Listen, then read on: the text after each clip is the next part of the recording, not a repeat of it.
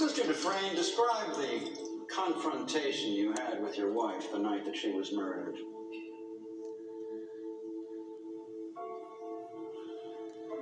It was very bitter. She said she was glad I knew, that she hated all the sneaking around. And she said she wanted a divorce in Reno. What was your response? I told her I would not grant one. I'll see you in hell before I see you in Reno. Those were the words you used, Mr. Dufresne, according to the testimony of your neighbors. If they say so. I really don't remember. I was upset. What happened after you argued with your wife? She packed a bag. She packed a bag to go and stay with Mr. Quinn. Glenn Quinton, the golf pro at the Snowden Hills Country Club. The man you had recently discovered was your wife's lover.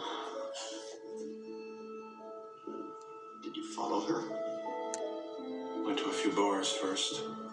Later, I drove to his house to confront them. They weren't home, so I parked in the turnout and waited. With what intention? I'm not sure. I was confused, drunk. I think mostly I wanted to scare them. When they arrived, you went up to the house and murdered them. No, I was sobering up. I got back in the car and I drove home to sleep it off.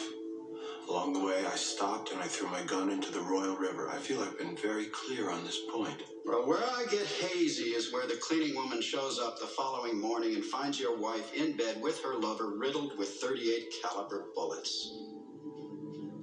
Now, does that strike you as a fantastic coincidence, Mr. Dufresne, or is it just me? Yes, it does. Yet you still maintain that you threw your gun into the river before the murders took place. That's very convenient. It's the truth. The police dragged that river for 3 days and nary a gun was found. So there could be no comparison made between your gun and the bullets taken from the blood-stained corpses of the victims.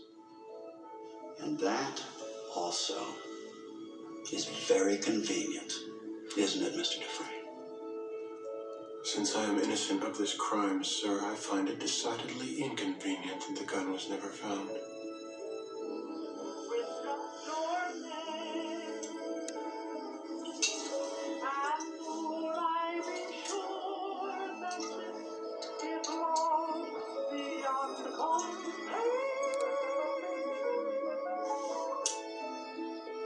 Ladies and gentlemen, you've heard all the evidence. You know all the facts. We have the accused at the scene of the crime. We have footprints, tire tracks. We have bullets strewn on the ground which bear his fingerprints. The broken bourbon bottle, likewise with fingerprints. And most of all, we have a beautiful young woman and her lover lying dead in each other's arms. They had sinned. But was their crime so great as to merit a death sentence? And while you think about that, think about this. A revolver holds 6 bullets, not 8. I submit that this was not a hot-blooded crime of passion. That at least could be understood, if not condoned. No. This was revenge of a much more brutal and cold-blooded nature. Consider this: 4 bullets per victim. Not 6 shots fired, but 8. That means that he fired the gun empty and then stopped to reload so that he could shoot each of them again. An extra bullet per lover. You strike me as a particularly icy and remorseless man, Mr. Dufresne. It chills my blood just to look at you. By the power vested in me by the state of Maine, I hereby order you to serve 2 life sentences back to back. 1 for each of your victims. So be it.